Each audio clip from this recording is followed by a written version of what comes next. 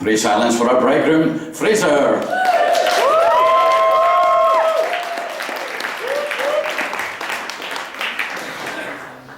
Okay, I'm going to try and not cry as I go through this.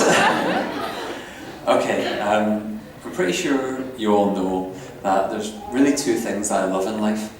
One, of course, is my beautiful Sarah. The other one is talking. So I'm actually quite looking forward to this. First of all, on behalf of my stunning wife, and I just want to say a huge thank you to my new father-in-law, Gary, for that really emotional speech about our little Pippi Longstockings over there.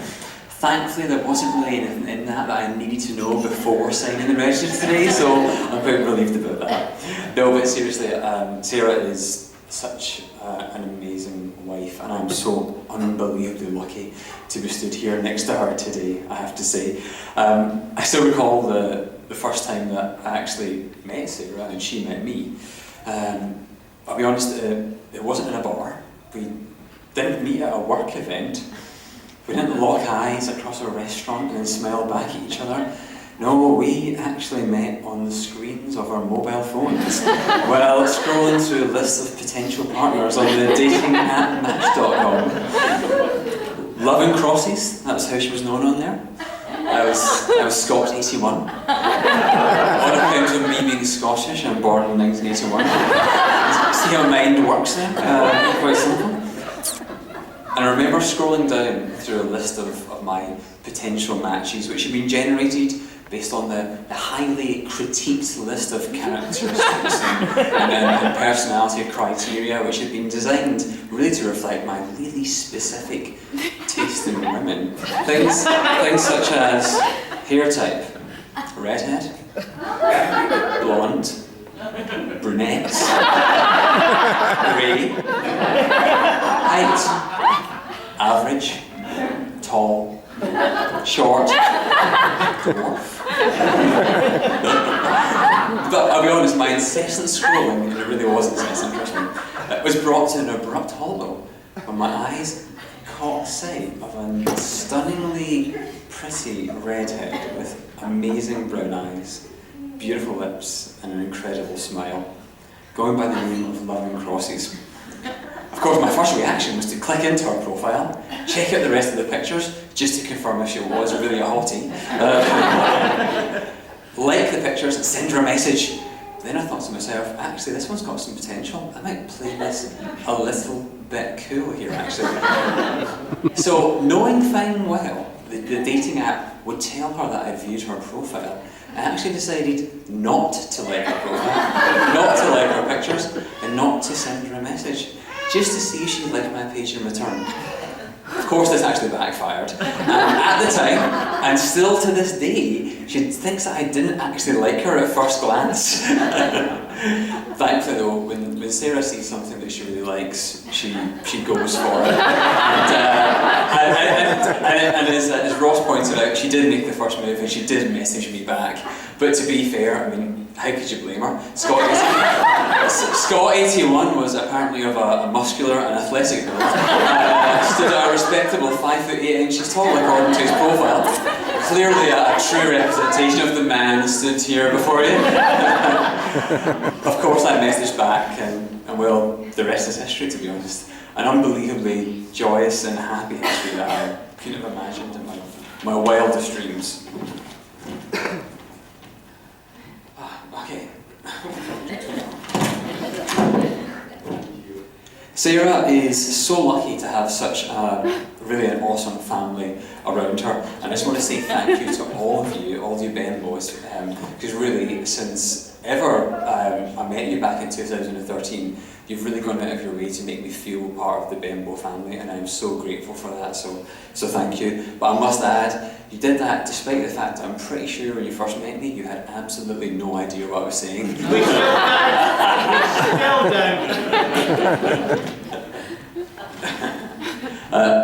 Something that Gary said about Sarah, I've got to reflect actually about all of you as a family. it's very clear that family is the most important thing to you in your life. And for me, looking in from the outside, the way that you all support each other through no matter what happens really is truly inspirational and is fantastic. Gary and Gail, you are the most unbelievably selfless people that I've ever met, I'll be honest. You put everyone else and their interests above you and yours at all times. And that's a trait that I know is certainly rubbed off on Sarah. You both raised the most amazing young women, and I promise to do my absolute best to love and care for her from now on. Thank you for all your help with the wedding and the honeymoon. You both appreciate it more than you can really know. Now on to my very own mum and dad. Okay, first of all, Sarah and I just want to say a huge thank you for the support for the wedding. You've made this amazing day possible, and we really thank you from the bottom of our hearts. I'll never forget the emotional Saturday morning of March 18th, 2006, when I moved to Birmingham. Dad, you were quiet and solemn. Mum, you were crying. I've got to say, from an outsider looking in, it must have looked like you really did not want me to leave. But to be honest, the fact that same weekend you packed up all the family belongings and moved from our family home to a 2-bedroom bungalow with no bedroom for me anymore, I think that clearly shows that wasn't the case. Seriously though, you gave your all throughout your lives to give Joanne, Graham and I an incredible upbringing that was full of happiness and opportunity. You taught us the value of hard work, the value of money, how to be independent, but most importantly, you taught us the importance of sticking together through thick and thin. I know things haven't been the best over the last 10 years with Mum being so unwell, but the way that you've stuck together throughout that period, I'll be honest, it makes my heart so well, and it's the most amazing lesson for me and Sarah going into our marriage. So I just want to thank you for that from both of us.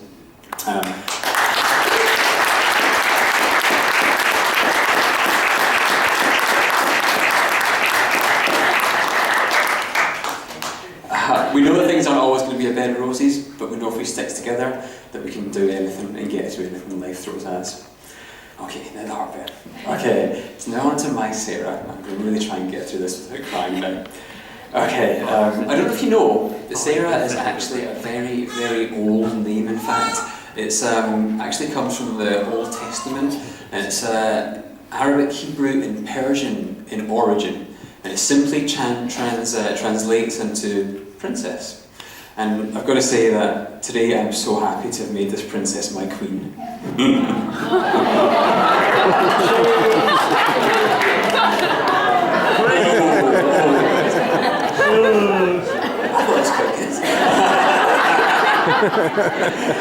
Okay, seriously though, Sarah, you're everything to me. Coming home to you each night is the highlight of my day. When I'm down, you can tell without asking, and you always know how to pick me up. You keep my feet on the ground when I'm getting carried away. I think you know that happens a lot. Every day, you show me how much our love means to you. And every day, I fall for you that little bit more. Sarah, you are my love, my life, my better half, my wife.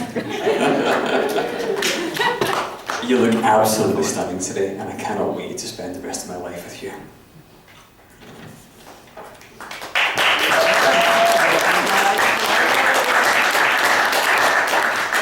I personally want to thank my ushers, John and Joe. You've done a really fantastic job today and over the past year, just keeping me calm on the run-up to the event today. I've got to say though, it does pain me how bloody good you look in those kilts. A couple of Englishmen as well, I can't believe it. On behalf of myself and Sarah, I also want to thank Sarah's bridesmaids, Amy, Tabitha, Stacey and Hannah. You did an amazing job organising her Hembo hen do in Barcelona. And also our recent hen do in Birmingham just last month. You look absolutely incredible. And I just want to raise a toast to you to that effect. So if everyone can just charge their glasses to the bridesmaids.